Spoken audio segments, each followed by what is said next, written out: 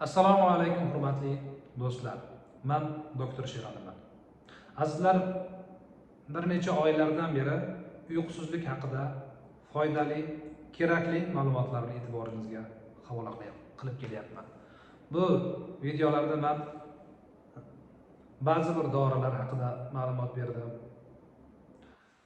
Uyqusizlikdan qutulish uchun fanda qanday yo'l ko'rsatilgan bo'lsa, ana shu yo'lga sizlarni taklif qilib kelyapman.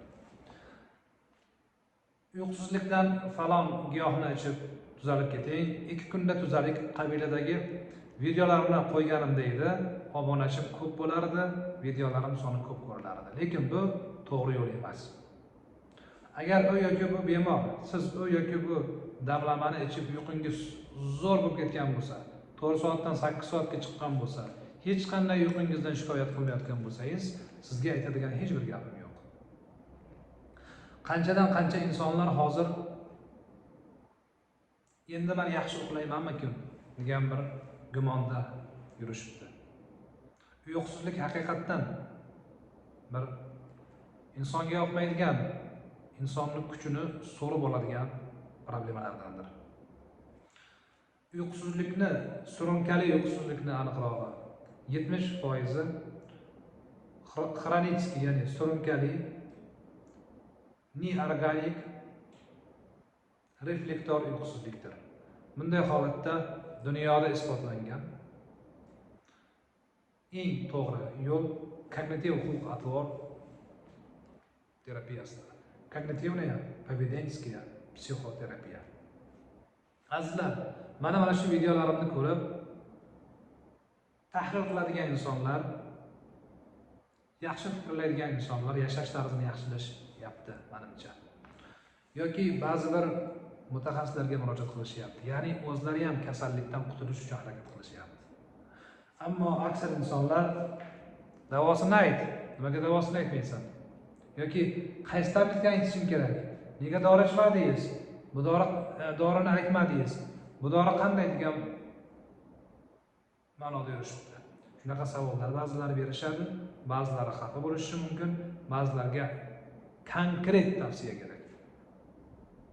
Men hozir bir yerdan turib Andijondagi Ahmadboy akani yoki Surxondaryodagi yoki Tojikistondagi yoki Bishkekdagi yoki Qozog'istondagi bir insonni tashxisini bilmasdan turib, imminni shu odamga zo'r foyda beradigan tavsiyani qanday beraman?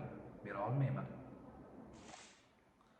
Ba'zi bir insonga oddiy valerianka yordam berishi mumkin. Ba'zi bir insonlar esa doriga o'rganib qolishgan. Bemor qiynalib ketdim, uyqusizman deb shikoyat qilishingizni tushunib turibman. Sizga og'ir, buni bilaman. Faqat shikoyat qilish bilan ish bitmaydi. Siz quvvatingizni shikoyat qilishga emas, tuzalishga sarflashingiz kerak. Uyqusizlikdan qiynalyapman, yechim bormi? Azob chekyapman deydiganlarga yechim bor azizlar. Lekin bu uchun siz ham qadam tashlashingiz kerak-da. Agar dori uyqusizlikni oltin yechimi bo'lganda edi, dori ichgan odam hammasi tuzalib ketishi kerak edi. Unda uyqusizlik o'sha muammo bo'lmay qolardi. Uyqusizsiz dori ichasiz, yaxshi bo'lib ketasiz. Afsuski unday emas. Afsuski unday emas. 22-23 noyabr kunlari O'zbekistonga boraman. Onlayn yoki offlayn konsultatsiya olishingiz mumkin. Azizlar, rus tilini yaxshi bilsangiz, uyqusizlik haqida YouTube'dan Roman Buzunov, Safiya Cherkasova kabi doktorlar bor. Ular ham uyqusizlik bo'yicha to'g'ri tavsiyalar berishadi. Ular uyqusizlik bo'yicha haqiqiy mutaxassislardir.